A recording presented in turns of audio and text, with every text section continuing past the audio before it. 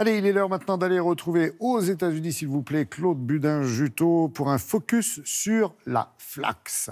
Créée il y a 12 ans, cette fondation est un programme d'échange culturel entre les artistes français et des artistes américains. Alors, départ immédiat pour la Ville des Anges avec Claude pour découvrir les œuvres de ces artistes-là.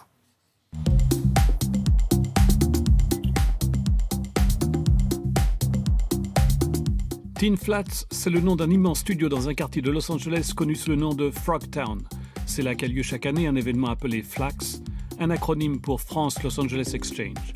Anna Milone en est la curatrice. FLAX est une fondation qui a été créée il y a plus de 12 ans à Los Angeles pour promouvoir les artistes français à Los Angeles et créer des échanges culturels entre la France et Los Angeles. Des échanges entre deux cultures très différentes, de par leur histoire, mais aussi de par leur situation géographique. Cette exposition s'appelle The Tyranny of Distance.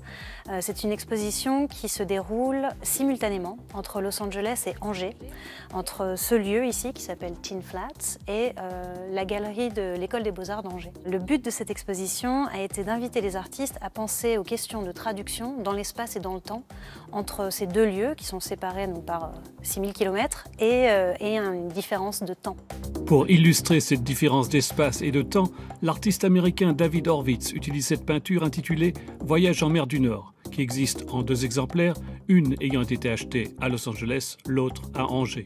So then what happens is that during the opening, both paintings are hanging at the same time, and then after the opening, the paintings get mailed back and forth between both exhibitions in both places. So it becomes a kind of like, you could kind of say a conversation. Une conversation qui continue avec 2 artistes français, David Brognon et Stéphanie Rollin, revenus à Los Angeles pour présenter un projet qui leur tenait à cœur. On a été invités par Flax pour participer au Drive-In.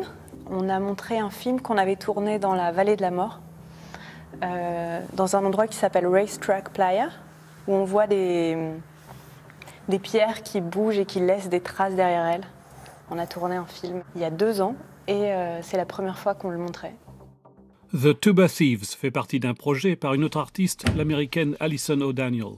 Atteinte de surdité, Alison s'intéresse dans ses œuvres à l'illustration des effets sonores. I started to develop this project where I tried to think about the idea of listening without the ears.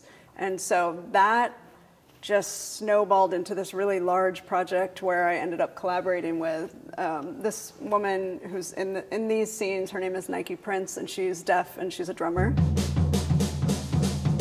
Un projet très personnel qui sera suivi d'un autre projet en mars prochain, cette fois à Paris, où Alison travaillera avec le studio 1316 du Centre Georges Pompidou. Pour Anna Milone, ces artistes qui peuvent s'exprimer tout en explorant la diversité entre Los Angeles et la France ont un effet bénéfique. Cette différence de conception de l'art, cette différence culturelle entre Los Angeles et la France m'ont énormément appris. Et plus j'apprends sur ce qui se passe ici, plus je comprends des choses qui peuvent se passer en France. Cette mise à distance, je trouve, est extrêmement importante dans mon métier et notamment dans mon métier de curatrice. Bref, FLAX est une expérience enrichissante et qui profite à tout le monde.